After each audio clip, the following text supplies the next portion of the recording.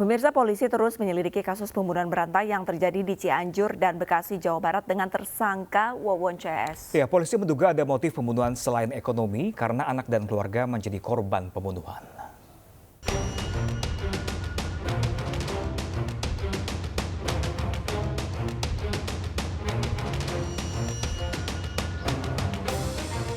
Polisi mengungkap 9 korban pembunuhan berantai di Bekasi Cianjur yang dilakukan oleh tersangka Wawon CS. Menurut polisi, 6 dari korban pembunuhan tersebut masih keluarga tersangka, sementara 2 lainnya adalah mantan TKW. Korban pertama adalah mantan TKW bernama Siti, yang didorong ke laut oleh Noneng yang merupakan mertua Wawon. Jasad korban dimakamkan di Garut. Korban kedua adalah Farida, ia dibunuh oleh tersangka Wawon dan dikubur di dekat rumah tersangka di Cianjur. Korban ketiga adalah Noneng, ia dibunuh oleh Duloh setelah diantarkan oleh Wawon.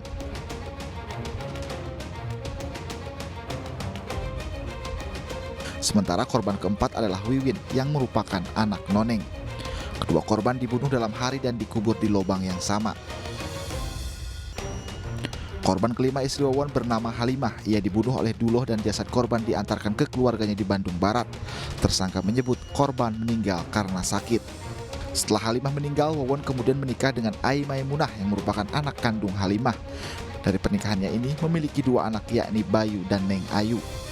Bayu yang merupakan anak Wawon menjadi korban ke-6. Bayu dibunuh oleh Duloh dan dikuburkan di samping rumah Duloh. Sementara korban ke-7 hingga ke-9 adalah Ai Maimunah, Ridwan Abdul Aziz, dan Riswandi. Korban diracun di rumah kontrakan di kawasan Bekasi, Jawa Barat oleh tersangka Duloh. Dari 5 orang yang diracun, 2 diantaranya selamat, yakni Dede Solehudin dan Neng Ayu. Namun belakangan, Dede Solehudin ditetapkan menjadi tersangka bersama Wawon dan Duloh. Dede ikut minum racun untuk meyakinkan para korban lain. Dari pengakuan tersangka, mereka menipu korban dengan janji bisa meningkatkan kekayaan dengan menggandakan uang. Menurut polisi, para tersangka meraup kurang lebih 1 miliar rupiah dari para korban.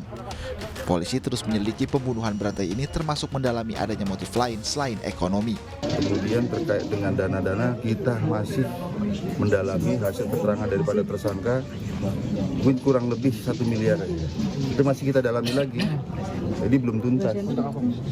Ini masih kita dalami, ini kan baru 2 hari yang lalu, ya. Baru 2 hari yang lalu kita akan dalami. Jadi penyidikan kami ini sifatnya berkesinambungan. Dari ketemu fakta ini kita dalami lagi, ketemu fakta ini kita dalami lagi, sehingga bisa apakah ada kemungkinan tersangka yang lain ataupun korban yang lain, kita akan tuntaskan semua itu, termasuk dengan motif dan secara preemptif. Tentunya ini bisa memberikan waspadaan pada masyarakat agar tidak mudah terjebak dalam pola-pola kejahatan atau modus operandi yang dilakukan oleh tersangka ini. Akibat perbuatannya, 3 tersangka dijerat pasal 340, 338, dan 339 Kitab Undang-Undang Hukum Pidana terkait pembunuhan berencana. Penyidik Polda Metro Jaya juga membuka posko aduan di Cianjur, Jawa Barat untuk menjaring terduga korban penipuan atau bahkan pembunuhan Wawon CS yang lain. Tim Liputan iNews melaporkan.